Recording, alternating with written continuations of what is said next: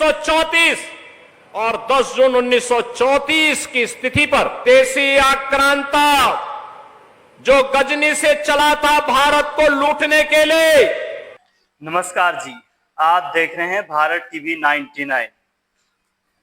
चक्रवर्ती सम्राट महाराजा सुहेलदेव स्वास्थ्य से अर्थ पौराणिक भारतीय राजा कहलाते थे। इन्होंने 11वीं शताब्दी की शुरुआत में बहराइच में गजनवी सेनापति सैयद सलार गाजी जी को मूली गाजर की तरह मसला था और अपना विजय दिवस का झंडा उसी बहराइच में फहराया था, जिस बहराइच में मुख्यमंत्री आदित्यनाथ योगी जी ने अपनी बात, अपने महापुरुषों की बात रखने के लिए पूरे उत्तर प्रदेश को जागरूक करने के लिए बहराइच पहुंचे हैं। वहीं पर बता दे 17वीं शताब्दी के फारसी में ऐतिहासिक कल्पित कथा विरासत एक मसूदी में उनका उल्लेख भी किया गया है और 20वीं शताब्दी के बाद से विभिन्न हिंदू राष्ट्रवादी समूहों ने उन्हें एक हिंदू राजा के रूप में घोषित किया था, जो कि मुस्लिम पराक्रमियों को मूली गाजर की तरह मसला था। और उसी बहराइच में आदित्यनाथ योगी जी अपने महापुरुषों को याद करते हुए, अपनी पंडाल में बात रखते हुए किस तरीके से गर्जना और उत्तेजना के साथ अपनी बात रख रहे हैं। आइए देखते हैं वीडियो के माध्यम से। 1934 10 जून 1934 और 10 जून 1934 की स्थिति पर जब महाराजा सुहेलदेव ने एक विदेशी आक्रांता जो गजनी से चला था भारत को लूटने के लिए, अपनी लगभग 3 लाख की सेना को लेकर, लेकिन उस विदेशी आक्रांता को, उस बर्बर आक्रांता को रोकने की युक्ति महाराज सुहेलदेव ने अपनी कूटनीति के नाते उन्होंने बड़ी प्रखरता के साथ मथुरा से लेकर के बहराइच तक पग पग पर उसके लिए इतनी बाधाएं खड़ी की कि यहां पहुंचते पहुंचते उस दुर्दांत आक्रांता की आधी सेना समाप्त हो चुकी थी। और जब इस चित्तौरा नामक स्थान पर महाराज सुहेलदेव के सामने पड़ा तो महाराज सुहेलदेव के साथ कुल 20 से 25 हजार योद्धा थे।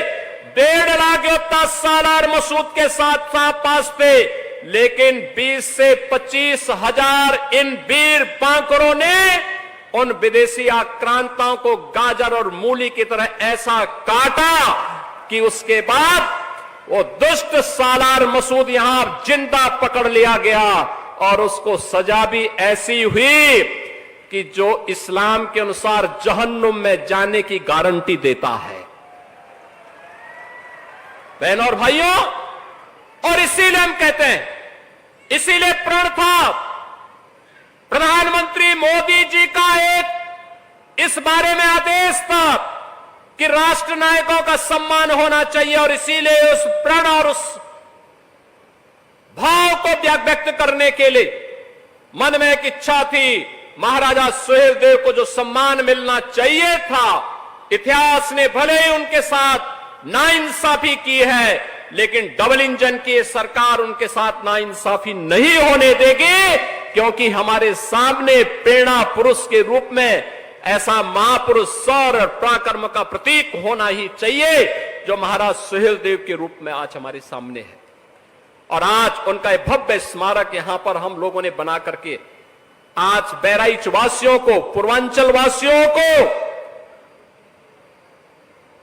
जिन लोगों को जिन्होंने महाराज सुहेलदेव के साथ इस पराक्रम में युद्ध लिया था, उस युद्ध में भाग लेकर के भारत को विधर्मियों के आक्रमण से बचाया था, भारत की धर्म और संस्कृति को बचाने का काम किया था, धरा को भी और धर्म को भी बचाने का काम किया था, उन लोगों को पददलित कर दिया गया, वंचित कर दिया गया, बुनियादी सुविधाओं से वंचित कर दिया गया।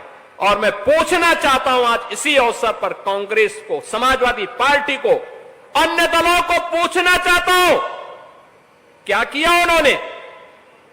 क्या किया उन्होंने? महाराज सुहेलदेव को क्यों नहीं सम्मान मिल पाया? क्यों नहीं सम्मान मिल पाया? आखिर महाराज सुहेलदेव के नाम पर यह भव्य स्मारक पहले क्यों नहीं बन पाया? आजादी के बाद क्यों नहीं बन पाया? महाराज सुहेलदेव को यह सम्मान पहले बनाने का काम जो होना चाहिए था, उनके नाम पे मेडिकल कॉलेज क्यों नहीं बन पाए? उनके नाम पर विश्वविद्यालय पहले क्यों नहीं बन पाए? क्योंकि वोट बैंक की तो चिंता थी, लेकिन महापुरुषों का नाम अगर रख देंगे तो कहीं तुष्टीकरण की नीति फेल न हो जाए और मुस्लिम वोट बैंक के नाते वे लोग उन विदेशी आक्रांताओं के खिलाफ एक भी शब्द नहीं बोलते थे। और मैं यही बोलना चाहता हूं उन लोगों से जो लोग आज भी जिन्ना का महिमा मंडन करते हैं। मैं पूछना चाहता हूं, जब भारतीय जनता पार्टी राष्ट्र नायक, राष्ट्र शिल्पी, लौह पुरुष सरदार वल्लभ भाई पटेल की जयंती के कार्यक्रम को यहां पर पूरे प्रदेश के अंदर और देश के अंदर मनाती है, प्रधानमंत्री जी ने स्टैच्यू ऑफ यूनिटी के नाम पर लौह पुरुष सरदार वल्लभ भाई पटेल की दुनिया की सबसे बड़ी प्रतिमा को स्थापना केवड़िया गुजरात में स्थापित कराया, तब समाजवादी पार्टी जिन्ना का गुणगान करती है, राष्ट्र तोड़क जिन्ना का गुणगान करती है। जब हम लोग महाराजा सुहेलदेव के विजयोत्सव को मनाने की बात करते थे, तब कांग्रेस और समाजवादी पार्टी में होड़ लगती थी कि नहीं, गाजी मियां का विवाह होना चाहिए। हमने कहा विदेशी आक्रांताओं का महिमा मंडन नहीं होना चाहिए। और मैं धन्यवाद दूंगा उन सभी लोगों को जिन्होंने इस बार से गाजी के नाम पर होने वाले आयोजनों को पूरी तरह से बंद करवा दिया है।